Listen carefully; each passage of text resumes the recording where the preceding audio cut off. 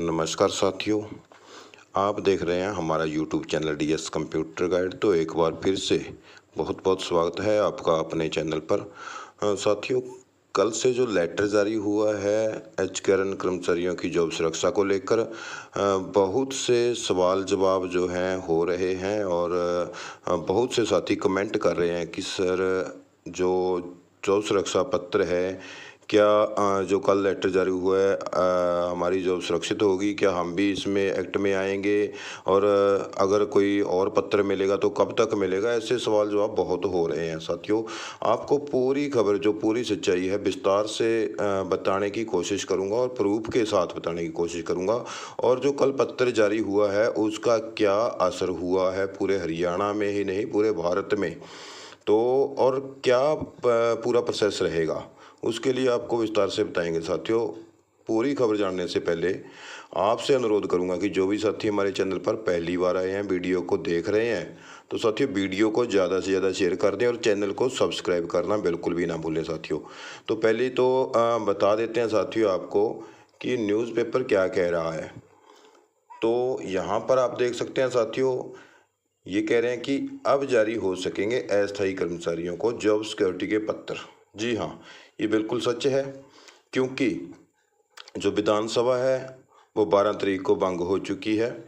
जैसा आप सभी को पता है कि 12 तारीख से पहले या तो विधानसभा सत्र बुलाया जाना जरूरी था या फिर विधानसभा को भंग करना था। तो ये दो विकल्प सरकार के पास थे, तो सरकार ने विधानसभा को भंग करने का ही विकल्प चुना। उससे जो मुख्यमंत्री कार्यवाहक के तौर पर रहे हैं और मंत्री भी रहे हैं, लेकिन जो विधायक हैं वो पूर्व विधायक हो गए हैं और आपातकाल की स्थिति में जो मुख्यमंत्री कोई फैसला ले सकता है। लेकिन जो ऐसे फैसले हैं जो कल पत्र जारी किए गए, ये फैसले सिर्फ मुख्य सचिव हैं जो वो ही ले सकते हैं। तो मुख्य सचिव ने बड़ा फैसला लेते हुए जो हरियाणा सरकार ने पहले आदेश जारी किए थे, 14 तारीख को, जो 14 अगस्त को एक अध्यादेश है, ऑर्डिनेंस है, वो कैबिनेट में पारित हुआ था। तो 15 तारीख को राज्यपाल महोदय के सिग्नेचर करवा करके उसको लागू कर दिया गया था कि ये 15 अगस्त से लागू है। तो पीछे क्या रह गया था साथियों? सिर्फ अपॉइंटमेंट लेटर। प्रक्रिया पहले से पूरी हो चुकी थी साथियों, कैबिनेट में पास भी हो गया था एक्ट और माननीय राज्यपाल महोदय के सिग्नेचर भी हो चुके थे उस पर। सिग्नेचर होने के बाद 15 अगस्त से वो लागू हो गया था। तो अभी भी जो अपॉइंटमेंट लेटर हैं वो जारी जब भी होंगे तो जल्दी होने की उम्मीद है, तो वो 15 अगस्त से ही आपकी अपॉइंटमेंट मानी जाएगी साथियों। तो कुछ साथी कह रहे हैं कि आचार संहिता लगी हुई है। साथियों, ये आचार संहिता से पहले लागू हो चुका है, सिर्फ अभी कुछ प्रक्रिया ही पेंडिंग है। तो ऐसे में आपको बता दें कि कई साथी कह रहे हैं कि ये जॉब सिक्योरिटी के जो पत्र हैं जारी नहीं हो सकते कोड ऑफ कंडक्ट के कारण, या फिर इसको विधानसभा में पारित करना था। साथियों, आपकी जानकारी के लिए बता दूं कि जब भी कोई ऑर्डिनेंस लाया जाता है, अध्यादेश लाया जाता है, तो वो 6 महीने के लिए, जब कैबिनेट में पारित हो जाता है तो 6 महीने के लिए बिल्कुल वैलिड रहता है। तो 6 महीने तक उसको अगर विधानसभा में पारित नहीं किया जाता तो 6 महीने के बाद फिर वो ऑटोमेटिकली रद्द हो जाता है। लेकिन साथियों, एक बात बता दें, 6 महीने तक तो ये बिल्कुल रहेगा। लेकिन एक बार आपको अगर अपॉइंटमेंट लेटर जारी हो जाते हैं विभागों की ओर से, तो आप एचकेआरएन से बाहर होकर के विभाग के कर्मचारी हो जाएंगे और विभाग आपको 58 साल तक की जॉब सुरक्षा का पत्र प्रदान करेगा साथियों। साफ स्पष्ट ये बात है कि एचकेआरएन के कर्मचारी आप नहीं कहलाओगे, आप उस विभाग के कर्मचारी कहलाओगे जो विभाग आपको 58 साल की जॉब सुरक्षा का पत्र जारी करेगा। जिस विभाग में आप काम कर रहे हो, तो आप उस विभाग के 58 साल तक के कर्मचारी बन जाओगे। तब अगर 6 महीने के बाद अध्यादेश को विधानसभा में पारित नहीं किया जाता तो एक्ट रद्द भी होता है, तो आपके लिए कोर्ट के दरवाजे बिल्कुल खुल जाते हैं, आपके पास बहुत से रास्ते आगे बढ़ जाते हैं। इसलिए घबराने की जरूरत नहीं है। एक बार पत्र जारी हो जाता है तो आपकी जॉब 100% सुरक्षित है साथियों। तो यहाँ पर ये क्या कह रहे हैं अखबार वाले तो मुख्य सचिव की तरफ से एप्रोप्रिएट अथॉरिटी तय करने का पत्र जो जारी करने के विभागों और बोर्डों, निगमों, अन्य में कार्यरत अस्थायी कर्मचारियों से पात्र कर्मचारियों को 58 साल तक की जॉब सिक्योरिटी है उसके पत्र जारी हो सकेंगे। जल्दी ही जारी होंगे।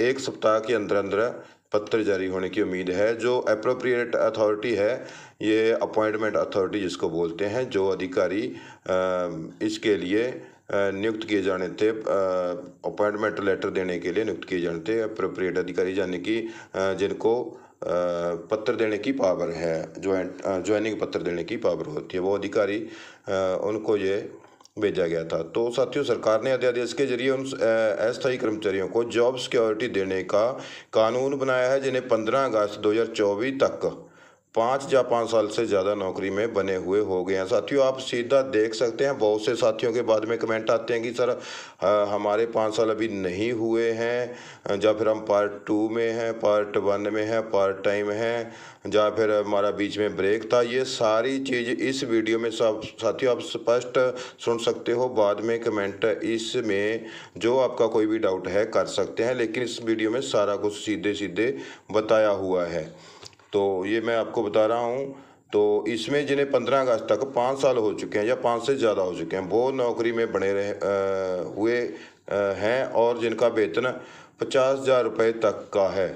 और एक तो जिनके 5 साल नहीं हुए हैं वो इस एक्ट में अभी नहीं आएंगे, और जिनका वेतन 50,000 से ज़्यादा है वो भी इस एक्ट में अभी नहीं आएंगे। ये कर्मचारी संगठन में जो कॉन्ट्रैक्ट पर एंगेज किए हों और 15 अगस्त 2024 को सरकारी संगठन में सेवा में हों, जहाँ हरियाणा कौशल रोजगार निगम के द्वारा deployment of contractual person policy 2022 के तहत डिप्लॉय किए हों और 15 अगस्त 2024 को सर्विस में हों। 5 साल की अवधि का मतलब है कि उस अवधि के लिए जिसके लिए मानदेय सीधे जब परोक्ष रूप से सरकारी संगठन द्वारा योग्य कर्मचारी को दिया गया हो, एक कैलेंडर साल में कम से कम 240 दिन के लिए मानदेय प्राप्त किया हो। साथियों, यहाँ पर आप देख सकते हैं कि बेशक आपने 1 मंथ की छुट्टी भी ले ली हो, बीच में 2 मंथ की भी छुट्टी ले ली हो, लेकिन 1 साल में आपके जो 240 दिन हैं, 365 दिन में से 240 दिन का वेतन आपको मिला है, तो वो 1 साल माना जाएगा आपका। ये आप देख सकते हैं, 1 साल में 365 दिन में 240 दिन आपकी हाजिरी होनी चाहिए, तभी जाकर के 5 सालों में आपके 240 के हिसाब से जो वेतन मिला हो उसके अकॉर्डिंग आपको पूरे 5 साल माने जाएंगे। तो उसे पूरा साल माना जाएगा अगर 240 दिन के लिए मानदेय प्राप्त किया हो। मगर इसमें केंद्र प्रायोजित स्कीम के तहत एंगेज कर्मचारी, जैसे कि एनएचएम कर्मचारी हैं, या फिर जो केंद्र की स्कीम के अंतर्गत आती है, कोई भी डिपार्टमेंट या केंद्र की स्कीम में लगे हुए हैं कर्मचारी, वो इससे बाहर रहेंगे, जिन्हें केंद्र सरकार की तरफ से पूरा या अधूरी अदायगी होती है। जैसे एनएचएम कर्मचारियों को कुछ अंश तो सेंट्रल गवर्नमेंट अदा करती है और कुछ स्टेट गवर्नमेंट अदा करती है, तो उनको इस स्कीम का लाभ नहीं मिल पाएगा। या मानदेय आधार पर नियुक्त हो या पार्ट टाइम आधार पर मानदेय अदा किया हो, या 15 अगस्त 2024 को 58 साल की उम्र पूरी हो गई हो, या इस अध्यादेश के जारी होने से पहले टर्मिनेट या रिमूव किया हो, ऐसे कर्मचारी शामिल नहीं होंगे। साथियों, आप देख सकते हैं जो पार्ट टाइम कर्मचारी हैं, इसमें इन्होंने साफ स्पष्ट लिखा है, पार्ट टाइम कर्मचारी भी इसमें नहीं आएंगे अभी। और 15 अगस्त 2024 को 58 साल की उम्र जिनकी पूरी हो गई है वो भी इसमें नहीं आएंगे। और अध्यादेश जारी होने से पहले वो टर्मिनेट हो गए हों या सेवा से रिमूव किए गए हों, वो कर्मचारी भी इसमें नहीं आएंगे। साथियों, ऐसे कर्मचारी शामिल नहीं होंगे। पात्र कॉन्ट्रैक्चुअल कर्मचारी सरकारी संगठन में रिटायरमेंट की उम्र तक काम करते रहेंगे। इस अध्यादेश के तहत नियम बनाए जाएंगे। अभी बिना नियम के ही जॉब सिक्योरिटी का पत्र जारी होगा। जी हाँ साथियों, यहाँ पर एक बहुत बड़ी बात है। एक बार सरकार सिर्फ चाहे इसको चुनावी फायदा आप कह लीजिए, चाहे कुछ भी कह लीजिए, एक बार आपको सीधे पत्र जारी कर दिए जाएंगे साथियों, जो कि आपकी जॉब सिक्योरिटी के लिए बहुत बड़ी एक भूमिका निभाएंगे। पत्र आपको अगर मिल जाता है तो आपके बहुत सारे रास्ते हैं जो वो खुल जाएंगे। तो जो नियम है बाद में बनते रहेंगे, कोई दिक्कत नहीं।